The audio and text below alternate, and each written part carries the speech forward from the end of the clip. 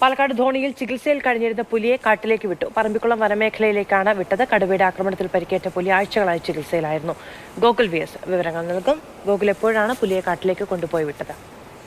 ഇന്നലെ രാത്രിയാണ് ധോണിയിൽ ചികിത്സയിൽ കഴിഞ്ഞിരുന്ന പുലിയെ കാട്ടിലേക്ക് വിട്ടത്. പറമ്പിക്കുളത്തെ വനമേഖലയിലാണ് പുലിയെ വിട്ടത്. നമുക്കറിയാം, അട്ടപ്പാടിയിൽ നിന്ന് കഴിഞ്ഞ മാസമാണ് ഈ വളരെ വലിയ ഗുരുതര പരിക്കുകളോടെ പുലിയെ കണ്ടെത്തിയത്. പുലിക്ക് കടുവയുമായ ഒരു ആക്രമണത്തിൽ കഴുത്തിന് പരിക്ക് പറ്റിയതായിരുന്നു. ആദ്യം ഭക്ഷണമോ വെള്ളമോ ഒന്നും കഴിച്ചിരുന്നില്ല. പിന്നീട് ചികിത്സ നൽകി. ഏകദേശം ഒരു മാസം കാലം നീണ്ട ചികിത്സയ്ക്കൊടുവിലാണ് പുലിയുടെ ആരോഗ്യനില മെച്ചപ്പെടുകയും ഭേദമാവുകയും ചെയ്തത്. അതിനിപ്പോൾ പൂർണ്ണമായി ഇരപിടിക്കാൻ കഴിയുന്നൊരവസ്ഥയിലേക്ക് പുലി എത്തിയെന്ന് ഉറപ്പിച്ചതോടുകൂടി തന്നെ പിന്നെ കാട്ടിലേക്ക് വിടുകയായിരുന്നു. പറമ്പിക്കുളം വനമേഖലയിൽ ഉൾക്കാട്ടിൽ തുറന്നു വിടുകയാണ് ഉണ്ടായത്. ഏതായാലും വനംവകുപ്പിനെ സംബന്ധിച്ചിടത്തോളം വളരെ അഭിമാനകരമായൊരു നേട്ടം തന്നെയാണ്. കാരണം അത്രമാത്രം അവശനായ നിലയിലാണ് ആ പുലിയെ കണ്ടെത്തിയിരുന്നത്.